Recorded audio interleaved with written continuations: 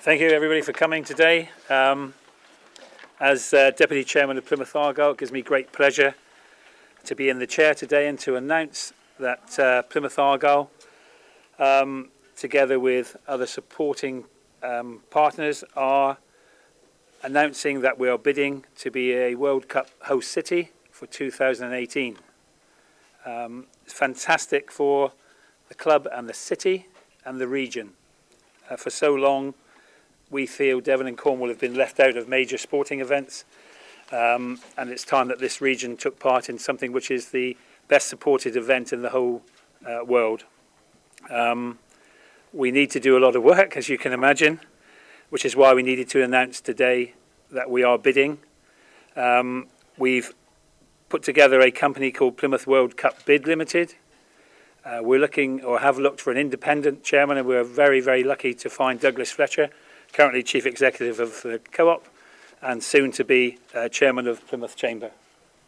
So Doug will be the Chairman of the World Cup Bid Company.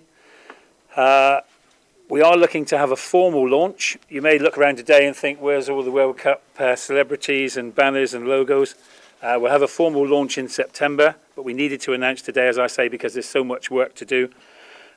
We are joining a little late. The deadline was the first week in July. We had a board meeting on the 2nd of July with the new board, if you recall, the new chairman and Keith, and we decided that meeting to apply.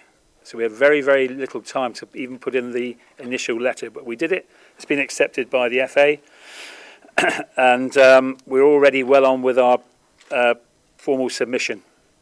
I'll leave Doug to say a bit more about that later.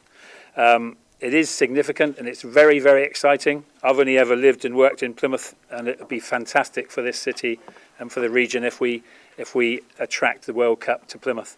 And why not? When you look at the geography of England, why shouldn't this area have a significant sporting event?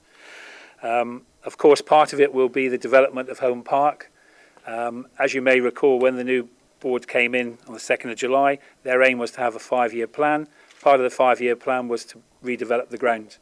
We've been looking at this for many, many years, call them the old board, but I actually think this will come to fruition.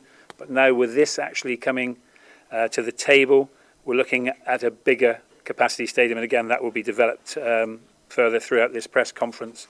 It's part of the plan anyway to do that. As I say, very, very pleased to be here, very, very pleased to announce this launch. We are touched really by the support of people that we've contacted. It has been very hush-hush, as you can imagine. The council and the council officers have been really, really supportive. And I see Bob Widdicombe there from the Raiders. The Raiders are very supportive, as are other sporting groups in the city and region. And you know, everybody has embraced this and agreed to be part of the vision going forward, which I can only say is really touching. And why? Because the words World Cup and the words football and then the region and the aspect of everything in the future, it's so exciting. What does this World Cup bid mean to Plymouth? Well, it's a fantastic opportunity to have the World Cup here in Plymouth. It would actually give an enormous boost to the economy of the city. It would put Plymouth on the map. It would show Plymouth actually to the world. Plymouth's in a wonderful setting with the seafront and Dartmoor National Park.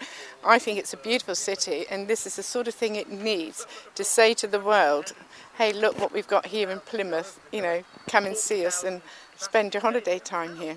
It's a very exciting time for Plymouth. How much of a chance do you think Plymouth really does have of holding World Cup games? Well, I think we have to go for it. We have to give it a try.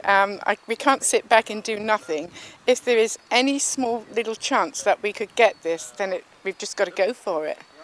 And what are the plans now for yourself? What is your next task to make this dream happen? Well, I think there's an awful lot of writing to have to be done to put in the bid for it to come to Plymouth, and I'm leaving that to the officers to do. But luckily, because of the Life Centre, a lot of the work has already been done, like transportation and certain planning issues. So, as I say, a lot of the work has already been done, but it means that Keith, the Argyle director, is pulling it out from the council, all papers, documents that's needed, and we're going to have to work very quickly, and hopefully Plymouth will be lovely and sunny then, and not like pouring rain as it is now.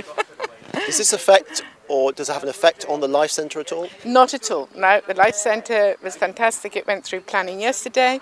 It will be opening around about September 2011, well in time for the Olympics. No, that will go ahead as normal. That is all part of Argyle plans anyway to develop all this site.